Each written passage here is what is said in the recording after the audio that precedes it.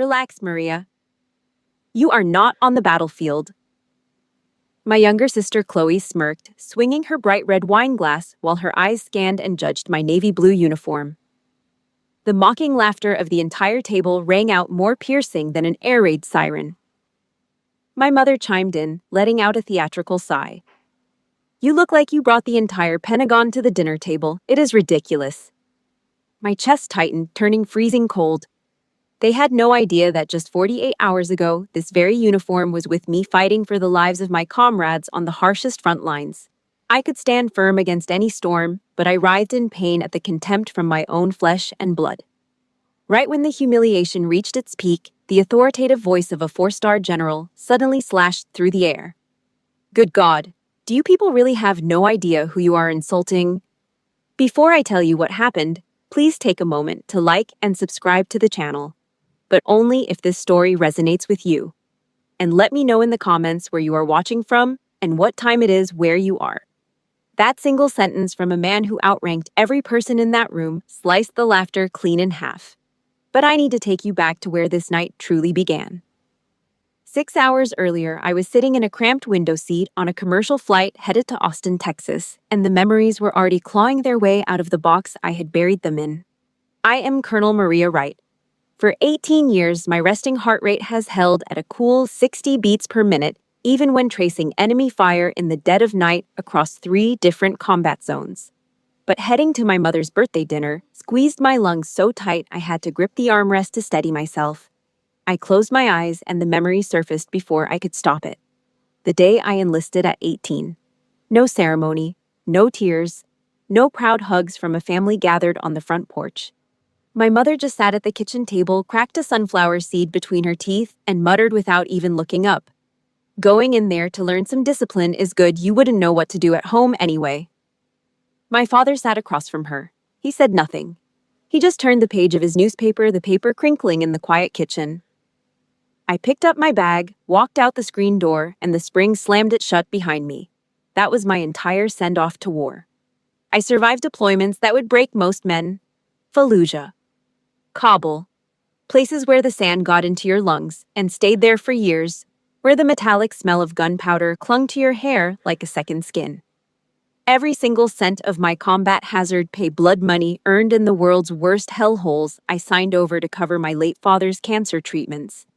I did it from a freezing tent in Kabul at 2 a.m., sitting on an overturned ammunition crate, filling out the bank transfer forms by flashlight while sand rats scratched at the canvas walls outside.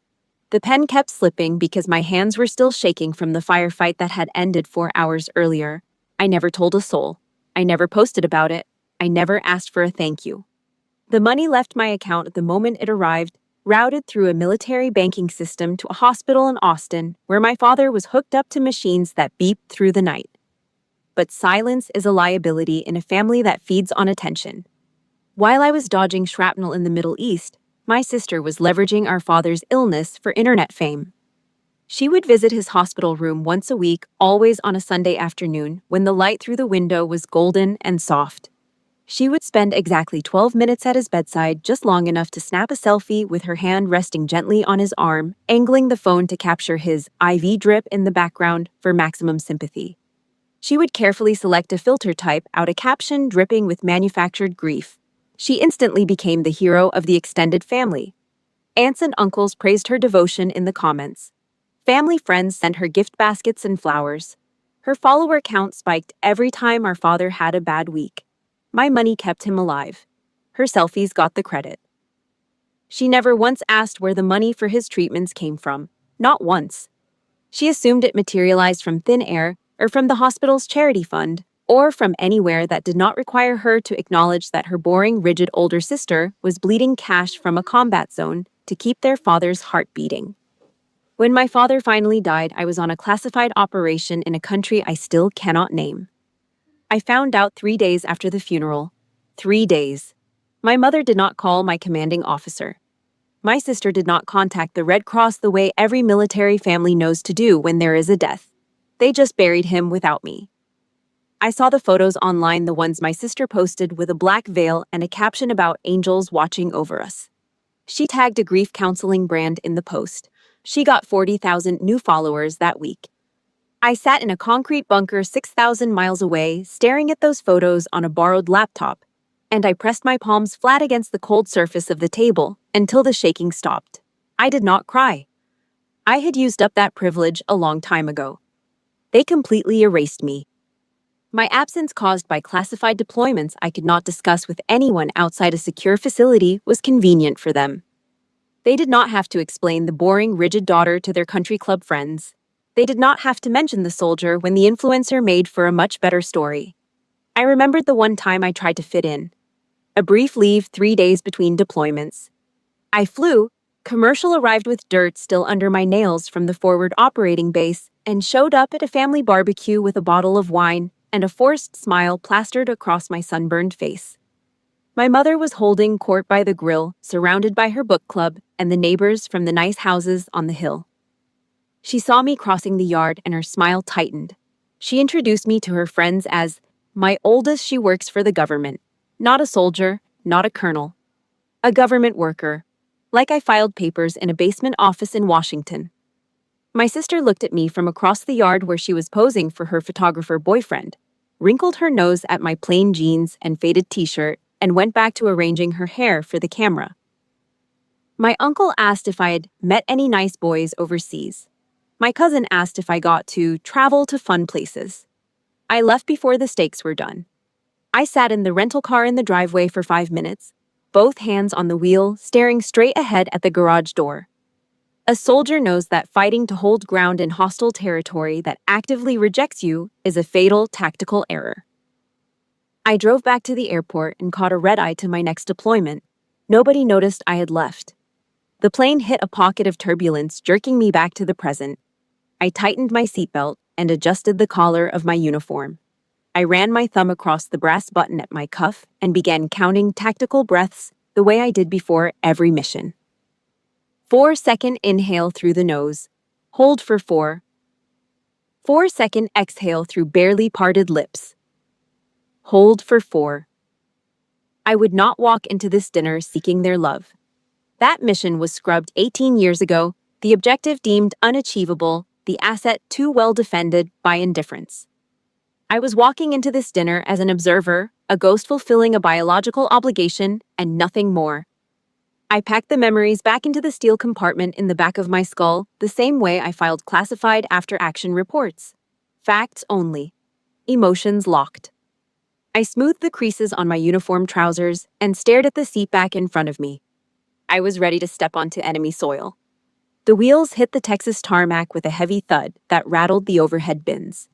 Before the seatbelt sign even turned off, my secure military phone vibrated against the plastic tray table.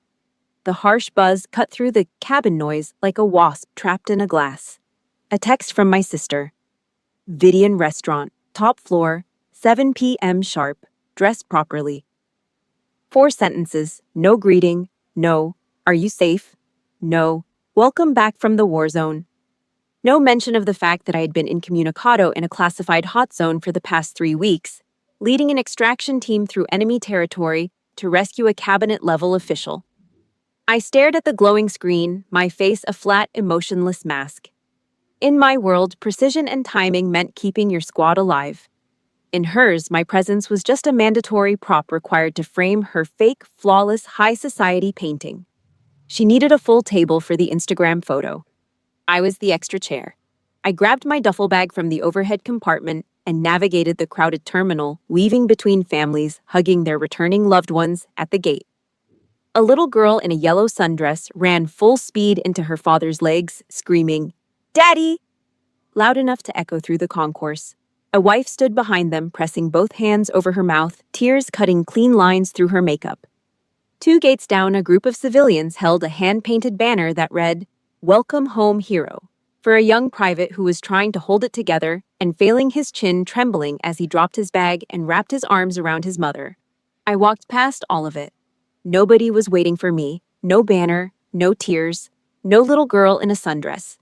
Just the flat glow of a text message telling me to dress properly and be on time. My sister had reinvented herself in the years since I had last visited. She was now a massive social media influencer with 3 million followers, hawking a curated upper-crust lifestyle corporate feminism and overpriced luxury goods to strangers who believed every posed frame she uploaded. She had turned our father's death into a 6-part grief series that earned her a brand deal with a tissue company and a feature in a lifestyle magazine. The article called her America's most devoted daughter. I read it on a cracked phone screen in a bunker in Syria. Her husband, Liam Davis, was a defense contract lawyer who operated out of a glass-walled corner office in downtown Austin with a view of the Capitol building. He was a man who reeked of cheap cologne and inherited arrogance, the kind who called waiters buddy and left exact change tips. He bragged about his connections to Pentagon insiders at every dinner party, country club function, and charity gala he could get his name on the guest list for. Through my security clearances and routine counterintelligence briefings, I already knew his firm was in serious trouble. They were hemorrhaging cash on bad bets and bloated overhead, desperately bidding on a massive military infrastructure project, the Apex mega contract worth hundreds of millions of dollars, just to keep the lights on and the creditors from filing. What Liam did not know, what nobody in my family knew, was the irony the Pentagon had just orchestrated. After my last extraction mission in the Middle East, where I personally led a team into a collapsing hot zone under hostile fire to pull the Deputy Secretary of Defense out before enemy forces overran the compound, the President and the National Defense Council had appointed me as the new Senior Strategic Advisor. It was the kind of promotion that generated classified memos and secured phone calls, not press releases. The Apex mega contract that my brother-in-law was sweating bullets over, the one he bragged about chasing at cocktail parties while adjusting his cufflinks, was currently sitting in a classified manila folder on my desk in Washington. It required my signature, my approval, my professional judgment. I held the absolute power to approve or destroy his entire professional existence with a single stroke of a government-issue pen. And he had absolutely no idea that the sister he was about to mock over dinner held his future in her hands. I did not keep it a secret to be deceitful. I did not keep it a secret to spring a trap. I kept it a secret because I refused to use rank or power to demand basic human decency from the people who are supposed to love me without conditions. If they could not treat me with respect before they knew my title, they did not deserve to know my title at all. That was a principle I learned in basic training, not from a leadership book. Respect the rank, but earn the person. My family had failed at both. I walked out of the airport doors. The hot Texas air slammed into me like an open furnace, thick with the smell of jet fuel and highway exhaust, and something sweet from a food truck parked near the taxi stand. I hailed a cab and gave the driver the address. As we merged onto the highway, I watched the city slide past through smudged glass. A billboard for a luxury perfume glowed above the overpass, a smiling model draped in silk staring down at the traffic with empty, perfect eyes. Directly beneath the billboard, a man in a faded army jacket sat on a milk crate holding a cardboard sign that read, "Vietnam, vet, anything helps." I looked away and locked my jaw. I planned to approach this dinner exactly how I approached a live minefield. Cold calculation, absolute precision, zero wasted movements, zero emotional exposure. At 5 minutes to 7, I stood on the sidewalk outside the Vidian. The restaurant was the crown jewel of Austin's elite dining scene, an entire floor of amber crystal chandeliers, imported Italian marble, and a wine list that cost more than most enlisted soldiers earned in a month. Through the floor-to-ceiling windows, I could see people draped in absurdly expensive evening gowns drifting between tables, their jewelry catching the light, their laughter the practiced kind that comes with old money and new insecurities. I pushed the heavy oak door open and stepped inside. My navy blue dress uniform was pressed to absolute perfection, every seam aligned, every button polished. Not a single crease out of regulation. The ribbons of my deployments, 12 combat tours across 3 theaters of war, rested in precise rows on my left chest. Each one represented a mission. Each one represented men and women I had led, some of whom did not come home. They were not decorations, they were receipts. The moment I crossed the threshold, the ambient chatter died like someone had yanked the power cord from a speaker. Wealthy eyes dragged over me from every direction, analyzing my lack of diamonds, my lack of designer labels, my lack of anything that belonged in their world. They looked at my uniform with a mix of curiosity and mild distaste, as if I had tracked red clay from a forward operating base onto their polished marble floor. A woman in a white fur wrap leaned toward her husband, cupped her hand to his ear, and whispered something. They both stared openly. A man in a three-piece suit adjusted his glasses to get a better look at the ribbons, unsure what they meant, only sure they were not Gucci. I kept my chin parallel to the ground, my eyes scanning the room in quadrants out of pure habit. North quadrant clear, east quadrant 2 exits, west kitchen door, possible secondary egress. I cataloged the blind spots, the angles of approach, the choke points between tables. I ignored their whispers. I have survived environments far more hostile than a room full of people who inherited their courage from their father's bank accounts. As I approached the host stand, a young busboy carrying a tray of champagne flutes stopped dead in his tracks. He could not have been older than 19. He had close-cropped hair and the kind of lean, squared-off posture that suggested either JROTC or a military family. He looked at my chest, reading the combat ribbons one by one, his lips moving slightly as he recognized the campaign badges. His posture straightened instantly, snapping upright like a reflex triggered by something deeper than thought. He ignored the wealthy patron at a corner table, who was snapping manicured fingers at him, demanding a champagne refill with increasing irritation. The kid did not even glance in that direction. He looked me dead in the eye with a steadiness that most grown men could not hold under pressure, and he gave a sharp, respectful nod. "Welcome home, officer. Thank you for your service." His voice was low and unwavering. There was no performance in it, no audience he was trying to impress, no hashtag he was composing in his head. Just raw, genuine respect from a kid who understood what those ribbons cost. Heat rushed to the back of my eyes like a wave crashing against a seawall. I blinked it away before it could form into anything visible.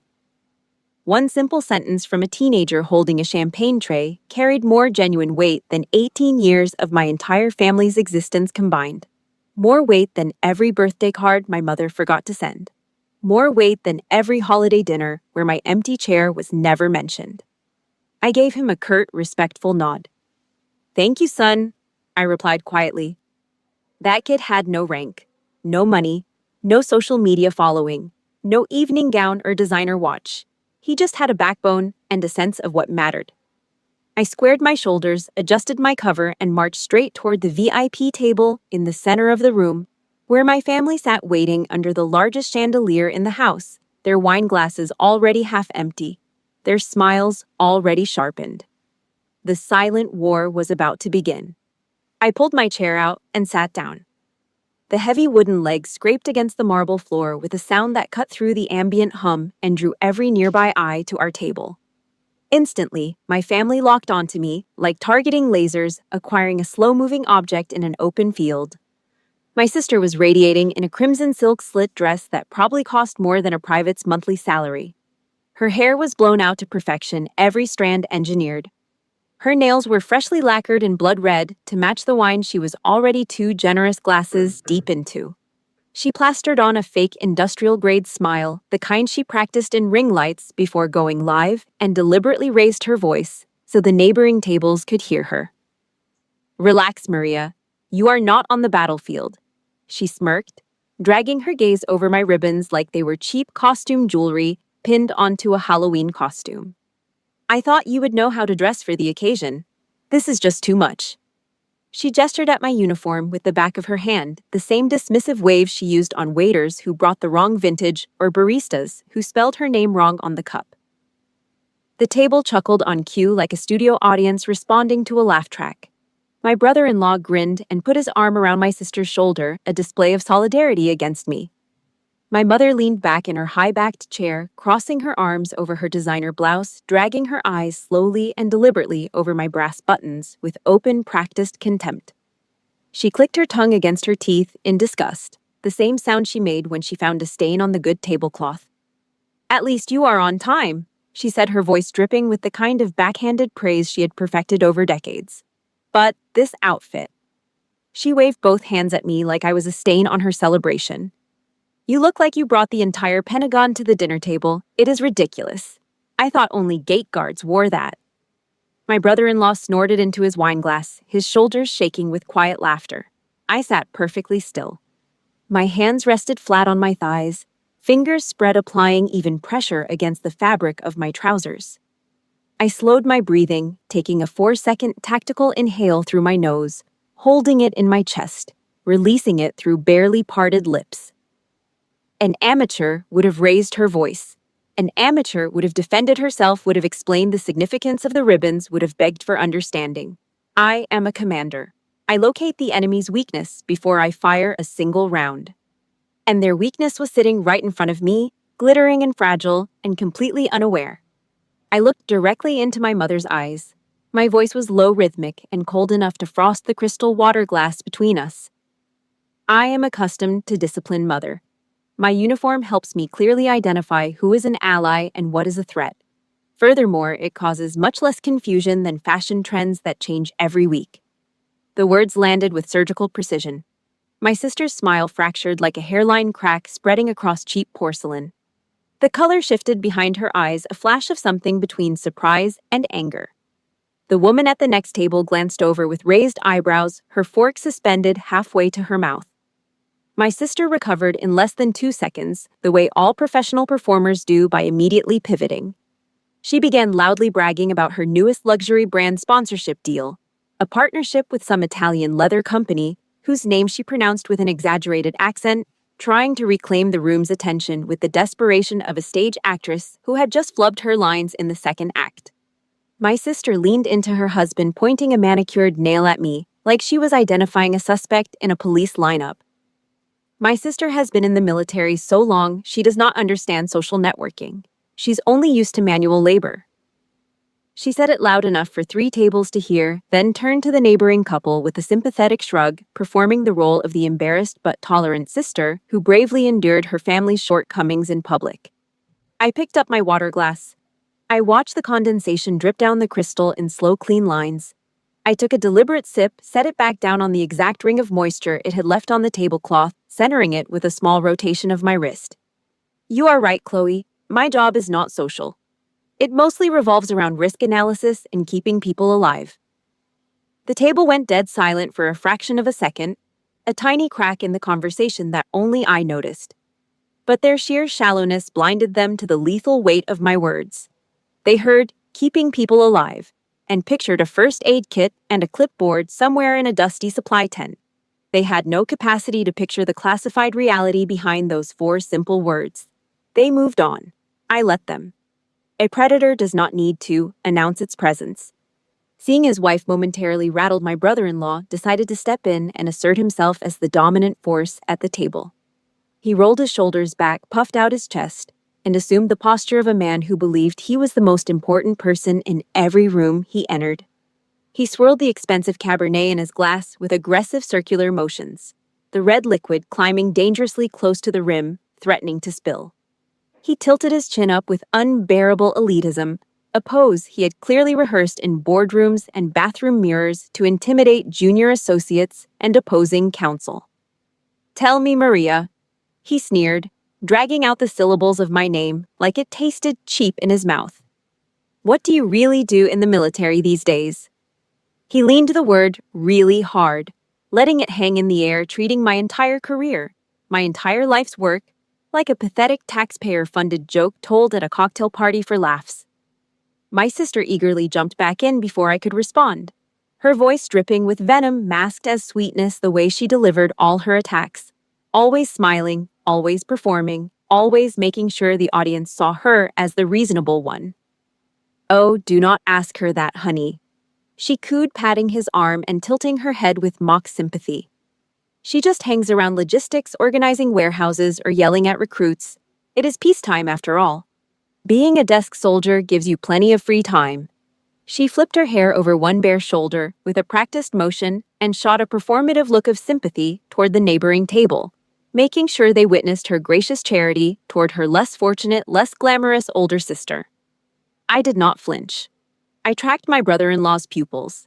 They were dilated slightly, the pupils of a man who was enjoying himself, feeding on the power of ridicule. I watched the arrogant smirk pull at the corner of his mouth as he loaded his next round, savoring the moment the way a bully savors the silence before the punch. He leaned forward, planting his elbows on the white tablecloth with a thud that rattled the silverware. He steepled his fingers in that practiced power pose he had stolen from a leadership seminar, a $3,000 weekend retreat that taught men like him how to look powerful without actually being powerful. Is that right? So what is your rank now, Captain? He paused, letting the word hang in the perfumed air like bait on a hook, then curled his lip into a sneer that creased his entire face. Struggling to make Major to scrape by on a pension. He said, pension the way some people say, food stamps, with a mix of pity and disgust. The couple at the next table glanced over. He noticed. He sat up taller, straightened his tie, feeding on the audience the way his wife fed on followers. He was using me as a footstool to elevate his ego in front of the surrounding tables, grinding my rank into the marble floor so he could stand 6 inches higher. I slowly set my glass down, placing it with the care of a demolitions expert positioning a charge. I locked onto his eyes. I stared through him with the precision of a scope fixed on a target at 800 meters. The crosshairs settled. The wind calculated the trigger slack taken up. I felt no anger. Only a profound, chilling pity for a man walking blindly off a cliff he could not see, waving his arms and shouting the whole way down. My voice carried zero ego, but it cut through the air like a razor drawn across silk. I am simply a soldier fulfilling my assigned duties, Liam. Rank is not as important as how many lives you can save or how you decide the fate of others. The words landed on the table like a live grenade with the pins still seated. Nobody at that table had the training to recognize the threat. My sister threw her head back and laughed loudly, her voice bouncing off the crystal chandeliers, attracting the attention of half the VIP section. Her crimson nails flashing in the chandelier light as she waved her hand dismissively. See, honey, if she was actually a big shot, she would have helped the family out by now. Anyone with real power screams it from the rooftops. She looked at me with those condescending, pitying eyes, the ones she saved for sad stories on her feed. I did not say a word. I picked up my linen napkin, folded it once with parade ground precision, and placed it back on my lap. The invisible noose tightened firmly around my brother-in-law's neck, and he had tied every single knot himself. As I watched my arrogant brother-in-law dig his own professional grave, please hit the like button and share in the comments if you have ever had to sit silently while toxic family members underestimated you. Trust me, the revenge that was about to unfold was worth every second of my silence. Right as my family's mocking laughter hit its highest, most suffocating peak, a massive disturbance rippled through the VIP section of the Vidian. The soft ambient violin music that had been floating above the crowd like expensive perfume abruptly stopped mid-note. The violinist lowered her bow and stepped aside with her head slightly bowed. A heavy, reverent silence washed over the entire restaurant, the kind of silence that does not come from awkwardness or accident, but from genuine instinctive deference to something bigger than money and designer labels. Something powerful had entered the room. A phalanx of high-ranking military officers in full-dress uniform, their medals glinting, and several well-known politicians in dark suits were escorting an older man through the dining floor. He had iron-gray hair cropped close to his skull. He walked with the terrifying rigid posture of a man whose spine had been forged from reinforced steel on battlefields that most of these diners had only read about in history books. His shoulders were squared. His stride measured his presence, filling the room like a pressure change before a storm. The highest honor ribbons available in the United States military rested on his lapel in 3 perfect rows, a constellation of service that represented 50 years of unwavering command. My brother-in-law's entire body language transformed in an instant like a switch had been flipped from arrogance to raw, feral desperation. He elbowed my sister hard in the ribs, making her wince and spill a drop of wine on her lap. His eyes blew wide open with rabid excitement, the kind of excitement that overtakes a gambler who just spotted a loaded table. He pointed discreetly toward the entourage, his hand shaking visibly. "Look," he hissed, his voice vibrating with naked greed. "It is General Thomas Sterling, the 4-star legend, the man who controls the entire defense procurement pipeline." He grabbed my sister's arm so hard she pulled away and rubbed the spot. "If I can just get a handshake from him, if I can just introduce myself, my firm will win the Apex contract tomorrow. This is it. This is the moment." His voice had gone high and tight, the voice of a man who had just spotted a lifeboat on a sinking ship. He practically vibrated out of his seat, his knees bouncing under the table so hard the silverware rattled against the china. He began buttoning his suit jacket with trembling fingers, smoothing his hair, adjusting his tie, practicing a sycophantic, greasy smile, ready to intercept the general like a starving dog that had spotted a bone on the sidewalk. Not 30 seconds earlier, he had been mocking my uniform, mocking my rank, mocking everything the military represented. Now he was ready to crawl on his belly across Italian marble for a handshake from a man who wore the same uniform he had just ridiculed on my body. But General Sterling's heavy footsteps suddenly stopped dead. The marble floor beneath his polished combat boots went silent. He was passing parallel to our table, no more than 6 feet away, close enough that I could see the deep lines etched into his weathered face by decades of command and desert sun. His eagle-like eyes that had scanned hostile terrain from the hills of Korea to the burning sands of the Persian Gulf, swept over the ridiculous glittering dresses and champagne flutes and designer watches of the elite crowd with absolute, undisguised boredom. He had seen real wealth, the kind measured in sacrifice, and this room had none of it. Then his gaze stopped. Something caught in his peripheral vision. The quiet, motionless navy blue dress uniform sitting at the edge of the table, partially hidden by the glare of the chandelier. My uniform. My ribbons. His severe, weathered face, a face carved by decades of frontline command, changed in an instant. Recognition hit him like a jolt from a defibrillator.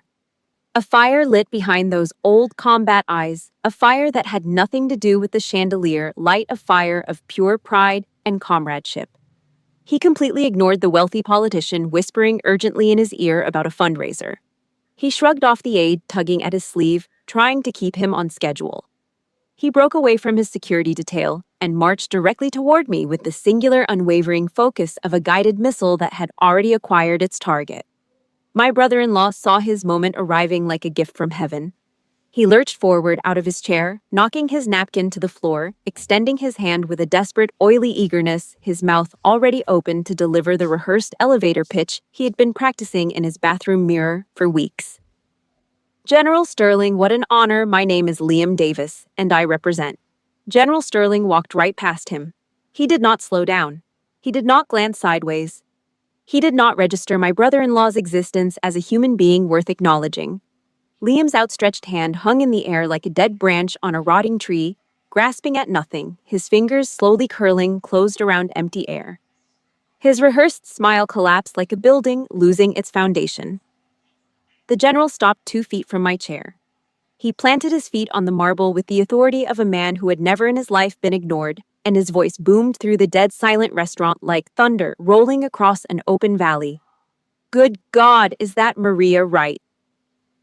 The words hit every surface in that room. They rattled the wine glasses. They silenced the kitchen. They froze every waiter mid-step. I did not think. 18 years of instinct forged in blood and fire across 3 continents and 12 combat tours seized control of every muscle in my body. I shoved my chair back with a violent screech of wood against marble and stood up. My heels slammed together with a sharp, violent crack that echoed off the crystal chandeliers like a pistol shot in an empty church. I locked my knees. My spine straightened into a steel rod. I threw my right hand up into a perfect razor-sharp salute, my fingertips touching the edge of my brow, with the precision of a blade drawn from its sheath. Yes, General. General Sterling let out a booming baritone laugh that shook the water glasses on the table and turned every remaining head in the restaurant. He returned the salute with the casual iron precision of a man who had done it 50,000 times across 50 years of service, then grabbed my shoulders with both massive hands and pulled me into a fierce, deeply proud embrace. It was the kind of embrace that only exists between soldiers who have bled under the same flag, who have buried friends in the same foreign dirt, who have shared the kind of silence that civilians mistake for peace. The entire restaurant was paralyzed. Every fork froze mid-air. Every conversation died mid-sentence. Every pair of eyes in the Vidian from the busboy at the champagne station to the sommelier in the cellar doorway locked onto us with the intensity of witnesses at a historic event. My family looked like they had been hit with a stun grenade at point-blank range. My sister's wine glass tipped in her limp, manicured fingers, spilling spilling dark red liquid onto the pristine white tablecloth in a spreading crimson stain that she did not even notice the red soaking into the white linen like blood into gauze. Her jaw hung open, her eyes wide and glassy, the smirk permanently erased from her face as if someone had reached in and physically removed it. My mother's jaw unhinged. Her mouth hung open in a grotesque oval, the carefully applied lipstick suddenly looking like a smear of cheap paint under the unforgiving chandelier light. She gripped the edge of the table with both hands, her knuckles going white. My brother-in-law stood frozen behind his chair, still in the position Sterling had walked past him, his eyes bulging out of his skull. His pupils dilated so wide they had nearly swallowed the irises. He looked like a man staring directly into the barrel of a loaded weapon pointed at the center of his professional existence. "It is an absolute honor to see you here, champion." Sterling's voice boomed across the entire floor. He waved his wealthy entourage over with a commanding sweep of his arm. "Come here, all of you. Open your eyes. This is the woman I tell you about in my speeches. The very symbol of resilience you should all bow your heads to." General Sterling turned his terrifying legendary gaze onto my pale, trembling family. His voice dropped to a lower register, lethal and deliberate, the voice of a man who had spent his entire life delivering orders that decided whether men and women lived or died. "Do you people have any idea who you are sitting with?"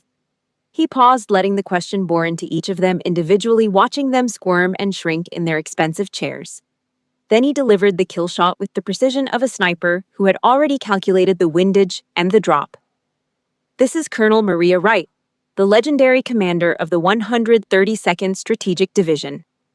At the words, 132nd Division, the blood drained from my brother-in-law's face so fast I could physically track the color leaving his skin like watching a white sheet being pulled up over a dead man's face. His silver fork slipped from his paralyzed fingers, clattering loudly against his porcelain plate with a sharp, piercing sound that shattered the silence like a pane of glass breaking. His knees visibly buckled. His right hand shot out to grip the edge of the table for balance, his fingers digging into the tablecloth, pulling the china slightly toward him. The man who had just mocked me for struggling to make major, who had sneered about pensions, who had treated my entire career as a punchline for his dinner entertainment, was now physically shaking. Because the commander of the exact military division handling his apex mega contract.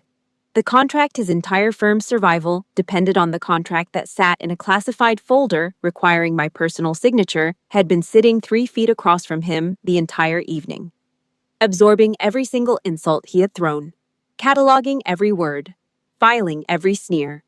Sterling was not done. He placed a heavy fatherly hand on my shoulder, the weight of it grounding and deeply proud. "This woman just flew into a Middle Eastern hot zone to pull the Deputy Secretary of Defense out of the fire." He squeezed my shoulder once. "And she was just personally appointed as the new Senior Strategic Advisor by the National Defense Council." He looked out at the frozen restaurant, at the stunned faces, at the powerful men and women who had treated my uniform with mild distaste when I walked in an hour ago. "This country owes her a massive debt, and I am proud to stand under the same flag as her."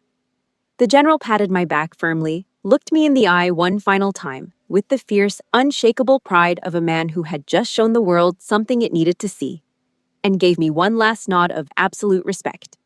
A nod between equals, between warriors, between two people who understood that the value of a human being is measured by what they sacrifice, not what they display. Then he turned and walked away with his entourage, the politicians and officers falling in behind him like a formation reassembling after a detonation. The silence that followed was suffocating. It was not the polite silence of a restaurant between courses. It was not the hush of a room waiting for dessert. It was the silence of a courtroom after the verdict has been read. The silence of a detonation site after the blast wave has passed and the dust begins to settle. It was the sound of my family's arrogance, their petty superiority, their 18 years of contempt and erasure and cruelty being violently, publicly, and permanently crushed into fine, irreversible dust. I slowly sat back down. I reached forward and adjusted the cuff of my left sleeve, aligning the brass button precisely with the edge of the tablecloth. The movement was small. The meaning was absolute. The table felt like an open grave, and every member of my family was already lying in it. My sister shrank into her chair, folding in on herself like a paper doll in the rain, desperately trying to hide her face behind a curtain of blown-out hair, from the surrounding elite patrons, who were now glaring at her with open, undisguised contempt. The woman in the white fur wrap who had whispered about my uniform an hour earlier was now staring at my sister with the kind of revulsion usually reserved for cockroaches discovered under a dinner plate. My brother-in-law was panting. Heavy, ragged, broken breathing, the breathing of a man watching his entire world collapse in real time. Sweat poured down his forehead in visible streams, dripping onto his starched shirt collar, soaking through the expensive fabric. He pressed his trembling hands together in front of his chest, his fingers interlaced so tight the knuckles turned bone white. "Colonel," he stammered, his voice cracking and splitting on the syllable like thin ice under a combat boot. "Colonel Wright." He swallowed hard, his Adam's apple bobbing violently in his throat.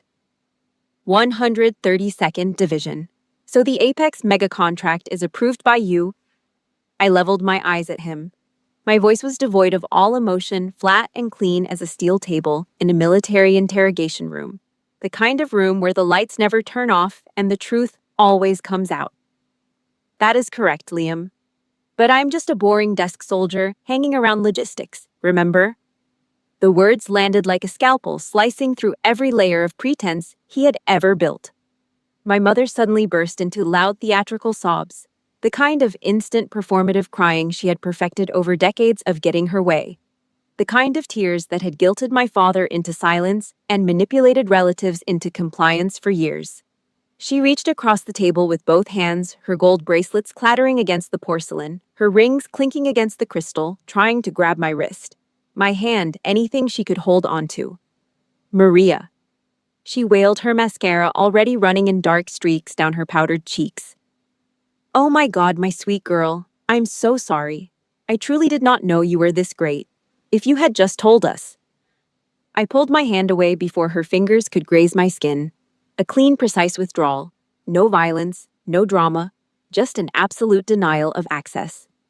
"Then what, Mom?" I cut her off. My voice held zero rage, only maximum psychological precision, every syllable measured and placed like charges along a bridge that needed to come down cleanly. "If I had told you, would you have treated me like a human being I should not have to flash a military rank to earn the love of my own mother?" I paused and let the silence press down on her like a physical weight. "You did not call me when Dad died. You did not contact the Red Cross. You buried him without me, and you posted the funeral photos online before I even knew he was gone.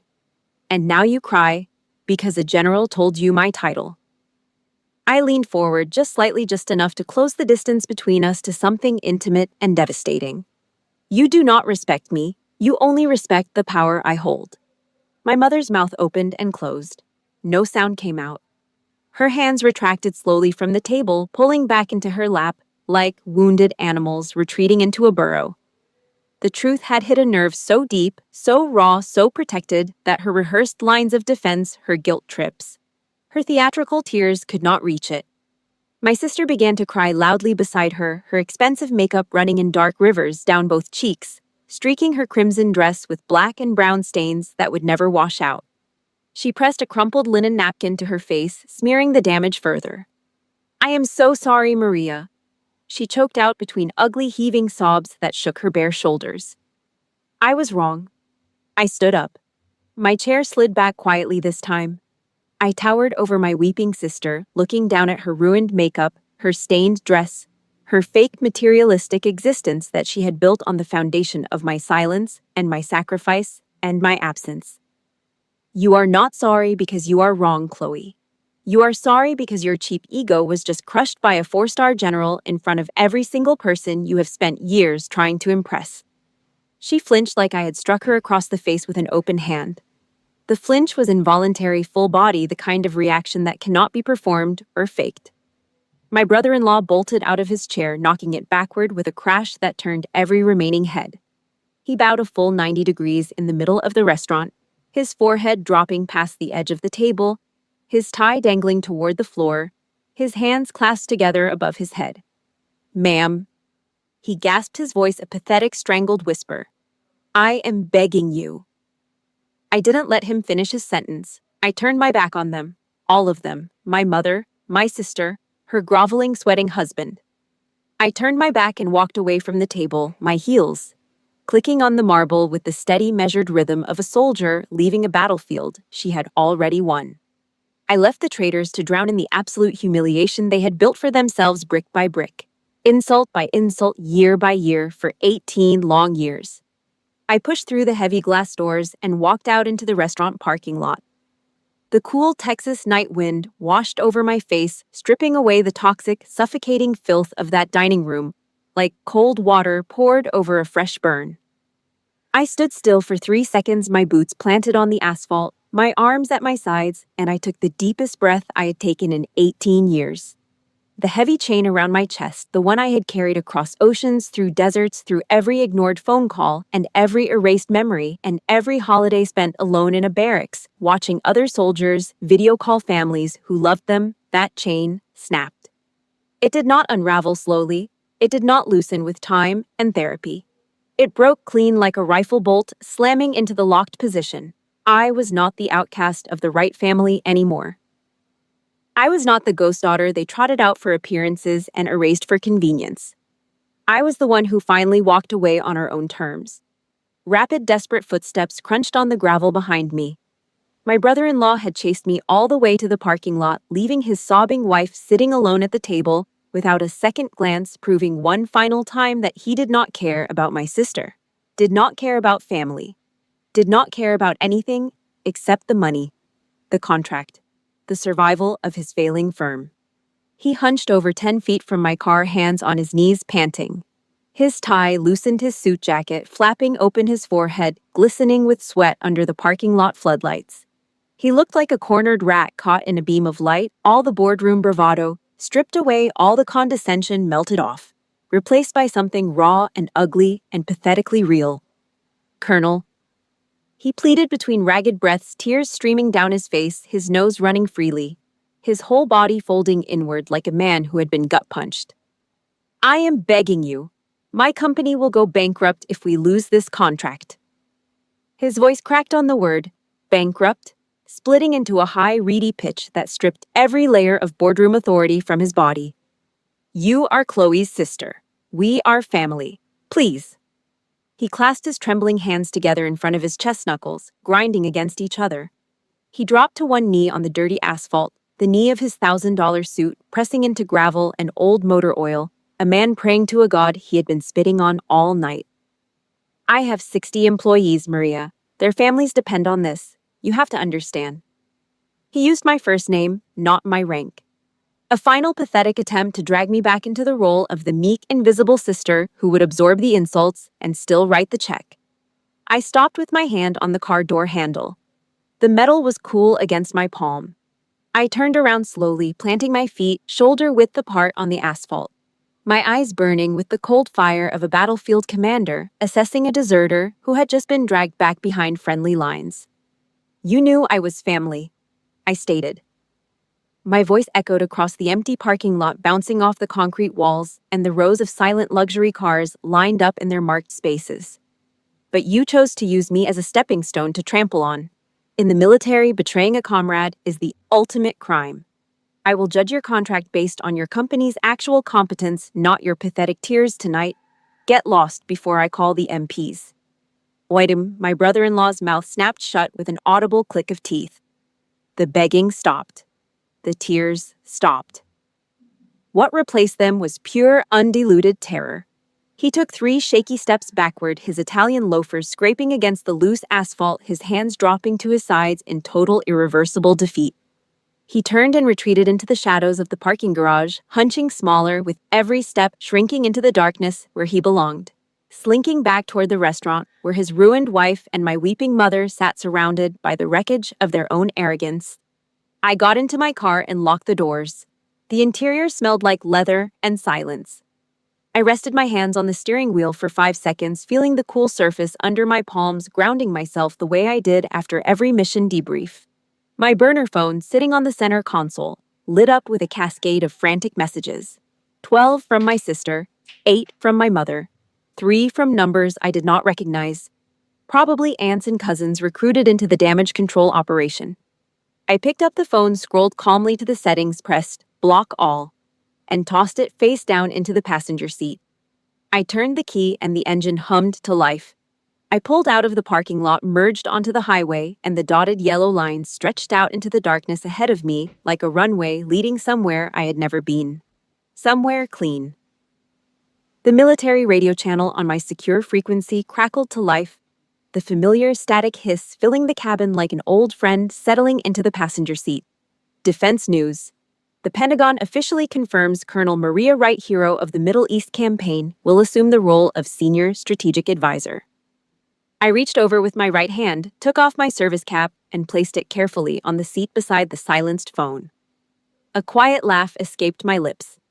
It was the first time I had laughed, truly laughed, in longer than I could remember. They mocked my uniform. They mocked my service.